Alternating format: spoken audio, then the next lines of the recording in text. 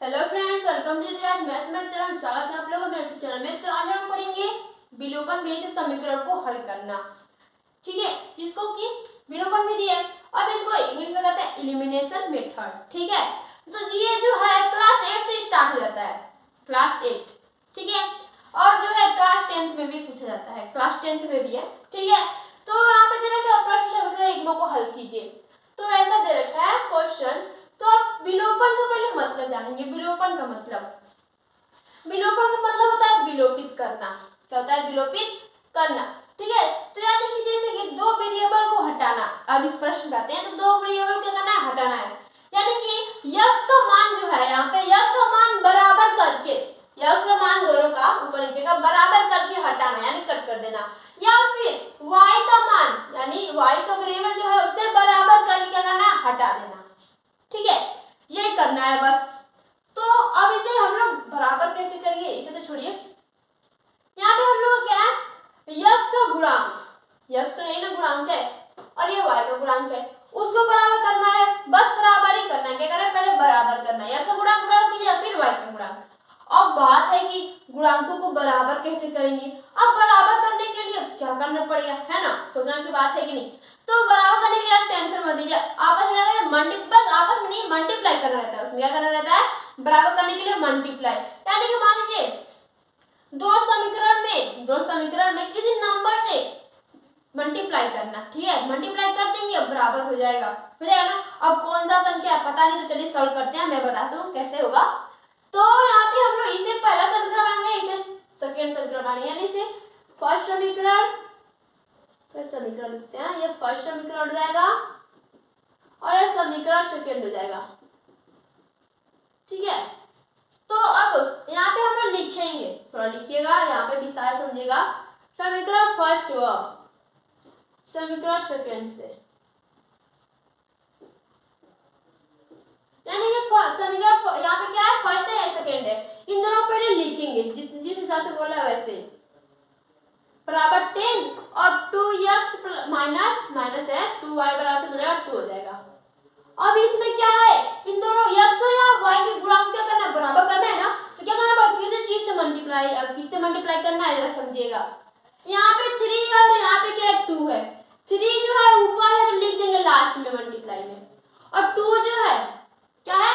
नीचे है तो उसे ऊपर लिख देंगे बस बराबर करने के लिए। अब किसका बराबर होगा? अब 3 कर लिए हैं और 2 कर लिए हैं, यानी कि बराबर किसका हो रहा है? x का वेरिएबल बराबर हो रहा है ना। और हम लोग चाहेंगे y का वेरिएबल बराबर करने के लिए, तो y का जो मान है 2, यहाँ पे 2y है तो उसे ऊपर और 4y उसे नीचे, बस यही करना है। ठीक है, तो अब हम लोग किसका बराबर कर रहे हैं? इसमें x का वेरिएबल बराबर कर रहे हैं ना। अब क्या करेंगे? इसका आपस में क्या करेंगे? मल्टीप्लाई। यानी कि यहाँ पे 2 है तो इसका मल्टीप्लाई 3 में कितना 6x। अब मल्टीप्लाई करेंगे तो सबका साथ ही में करेंगे, ये नहीं कि यहाँ पे +4 है, ये नहीं। ठीक है, और ऐसे मान लीजिए कोई मेरे फ्रेंड्स है बहुत सारे, मैं एक फ्रेंड को कुछ खिलाती पिलाती हूँ और दूसरे फ्रेंड को, तीसरे जो भी हो, उन सबको नहीं खिलाऊंगी तो बुरा तो मानेंगे, गुस्सा भी होंगे, है तो ऐसा तो नहीं करेंगे, सबको खिलाएंगे। तो ऐसे यहाँ पे भी सबको यहाँ पे देना पड़ेगा, देना तो सबको पड़ेगा। तो 2 को यहाँ पे देना +4y को, यानी कि 2 दूना कितना हुआ? 4 दूना कितना हुआ? 8 होगा, प्लस यानी 8y हो जाएगा। तो यहाँ पे प्लस है, वहाँ पे प्लस है। अब यहाँ पे इसको भी देना है तो क्या करना है? 10 दूना 20 हो जाएगा ना। अब यहाँ पे 3 है, यहाँ पे 2 है, तो इसका भी मल्टीप्लाई करें, इसका भी वजह सेम सबको देना है। तो कितना देगा? 3 में कितना होगा? 6x।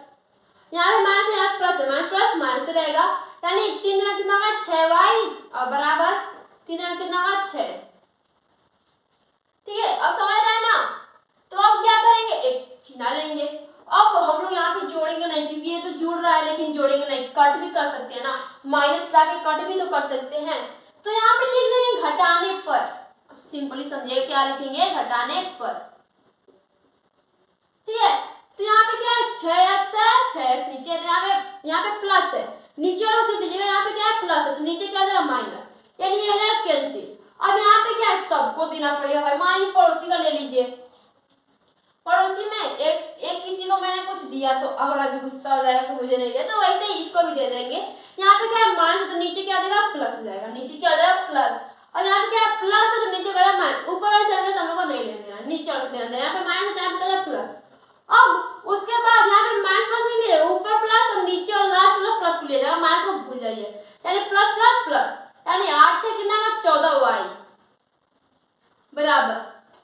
है माइनस है और ऊपर क्या है प्लस है, तो प्लस माइनस कितना माइनस, यानी 20 में 6 जब घटाएं तो कितना बचेगा 14। ठीक है, अब यहाँ पे 14y है, यानी कि 14 गुणे क्या है y है, तो जब यहाँ पे y बाहर इधर ही रह जाएगा और 14 गुणा में इधर जाएगा तो क्या होगा भाग में 14 बटा कितना आएगा 14 और जब काटेगा तो कितना आएगा 1, यानी y बराबर हम लोग कितना आया y बराबर आया 1, y बराबर कितना आया 1, यानी 1 का मान निकल गया, y का मान तो निकल गया, अब x का भी मान निकालना है क्योंकि दोनों का निकालना रहता है ना। अब एक का जब आराम से मान निकलेगा ना तो हम लोग जब कुछ नहीं करेंगे, समीकरण फर्स्ट और समीकरण सेकंड में y का मान रख के आंसर निकाल सकते हैं x का। तो कौन सा हमको आसान दिख रहा है, ये देखिए 3 4 10 लंबा हो जा रहा है, बहुत बड़ा दिख रहा है हम, तो हम लोग नीचे वाला रख लेंगे 2 2 2, नीचे वाला छोटा है ना तो नीचे वाला रखेंगे, यानी समीकरण सेकंड में y का मान रखेंगे, यहाँ पे लिख लीजिएगा समीकरण सेकंड में y का मान रखने पर, ठीक है, यानी समीकरण सेकंड क्या है 2x माइनस 2y बराबर 2 है, यहाँ पे क्या होगा 2x माइनस 2 है, y का मान कितना है 1 और यहाँ पर बराबर कितना है 2 हो जाएगा, यहाँ पे क्या होगा 2x माइनस जब मल्टीप्लाई करेंगे 2 होगा बराबर कितना होगा 2, अब ये माइनस 2 है इधर जाएगा तो प्लस का 2, यानी 2x बराबर कितना होगा 2 प्लस 2 एंड 2x बराबर 4, अब ये क्या है मल्टीप्लाई में है तो इधर जाएगा तो भाग में, यानी x बराबर कितना हो जाएगा 4/2 यानी बराबर 2, यानी x का मान कितना आया है 2 और y का मान कितना आया है 1। था ना आसान, बस समझने की बात है। तो चलिए एक और क्वेश्चन देख लेते हैं इसी बात पर। नेक्स्ट क्वेश्चन दिया हुआ है एंड दूसरा क्वेश्चन ये है बहुत आसान, उससे भी आसान जो हमने पहला किया, लेकिन था तो दोनों आसान ही रहेगा मेरे लिए, तो क्योंकि समझ में तो आया है आप लोगों को तो आसानी है, नहीं तो कोई बात नहीं, इसे भी समझ लीजिए वो भी समझ जाएगा, समझ लीजिए ठीक है। तो ये देखिए यहाँ पे x यहाँ पे y कुछ बराबर दिख रहा है आप लोगों को, नहीं वो साफ साफ बराबर दिख रहा है, इसे बराबर करने की जरूरत नहीं है ना, किसी से मल्टीप्लाई करना है ना किसी कुछ भी करना है, सिंपल ही करना है। देखिए इसे मानते हैं फर्स्ट समीकरण और इसे मानेंगे सेकंड समीकरण, ठीक है, समीकरण लिख लीजिएगा। अब ये यहाँ पे क्या करेंगे, लिखेंगे समीकरण फर्स्ट तथा समीकरण सेकंड से, यहाँ पे समीकरण डाल लीजिएगा, ठीक है, से अब यहाँ पे x हो जाएगा प्लस y बराबर कितना होगा 14 एंड x माइनस y बराबर 4। अब यहाँ पे आप लोगों को प्लस करने की जरूरत ही नहीं है ना माइनस करने की, हमने यहाँ पे लिख रहे थे ना घटाने पर, अब क्या जरूरी है जब यहाँ पे प्लस और माइनस दिया ही है, इसी को कैंसिल कर देते हैं ना, y का ही मान खत्म कर देते हैं, y का खत्म कर देते हैं, x को ले लेते हैं, तो यहाँ पे प्लस है, यहाँ पे प्लस है, घटाना जो नहीं कोई जरूरत नहीं है, यहाँ पे प्लस है यहाँ पे प्लस है, तो प्लस में प्लस यानी कितना हो जाएगा x कितना 2x बराबर, यहाँ पे भी क्या है प्लस है, 14 में 4 जोड़ोगे तो कितना मिलेगा 18, है ना। अब इसमें से तो किसी ना किसी एक का मान निकलेगा, x का मान तो निकल जाएगा आराम से, यानी x बराबर क्या हो जाएगा, यहाँ पे मल्टीप्लाई इधर जाएगा तो क्या हो जाएगा डिवाइड यानी भाग में, यानी अपन 2, तो दोनों कितना हुआ 18, यानी कितना आएगा 9, x बराबर हम लोग कितना आया 9, तो y का मान निकाल लेंगे, जी हाँ बिल्कुल आसानी से निकाल लेंगे। तो कौन सा आसान दिख रहा है आप लोगों को, समीकरण फर्स्ट में रखिए या फिर सेकंड में, तो मेरे को तो अभी समीकरण सेकंड ही आसान दिख रहा है, छोटा दिख रहा है, यहाँ पे 4 यहाँ पे 14 है, यहाँ प्लस माइनस छोटा वाला को करते हैं ना, है ना, x का मान से रख देंगे तो ज्यादा कुछ करेंगे नहीं, x माइनस y यानी समीकरण क्या रखेंगे y, किसका मान निकला x का मान निकला, तो x का मान लिखिएगा शुद्ध से, x का मान किस में रखने में, समीकरण सेकंड पे रखने पे, समीकरण सेकंड में रखने पर देखते हैं क्या होता है, y का मान निकलता है, तो जी हाँ बिल्कुल निकल जाएगा, क्योंकि एक का मान निकल गया तो नेक्स्ट का भी निकल ही जाएगा। तो क्या है समीकरण सेकंड, x माइनस y बराबर कितना है 4 है, x मान हम लोग निकाला है तो कितना है, x का मान 9 है, कितना है 9, तो यहाँ पर जाएगा 9 और माइनस y का मान निकालना है, यहाँ पे कितना है 4, ये माइनस का y है तो माइनस का y इधर रह जाएगा बराबर 4 है, अब ये प्लस का 9 है इधर जाएगा तो माइनस का 9 है ना। अब ये माइनस का y बराबर क्या होगा, यहाँ पे क्या है 4 में से 9 तो जाएगा, तो किस में से जाएगा 9 में से 4 घटाएंगे तो कितना हो जाएगा 5, लेकिन कौन सी बड़ी अंक है 9 बड़ा है, 9 बड़ा है और कौन सा यहाँ पे चिन्ह है तो माइनस का चिन्ह है, तो जाएगा यहाँ पे भी लगा देंगे। अब यहाँ पे देखिए ये माइनस से माइनस क्या हो जाएगा कैंसिल हो जाएगा, माइनस माइनस कैंसिल, यानी कि y बराबर कितना हो जाएगा 5, यानी कि हम लोग y का मान आया 5 और x का मान आया कितना 9 है। अब बात ये है कि बहुत आंसर शीट तो दिया नहीं रहता है पेपर में करना होगा। अगर आप लोग को ऑप्शन चेक करना होगा कि आंसर सही है कि नहीं, तो क्या करेंगे आप लोग?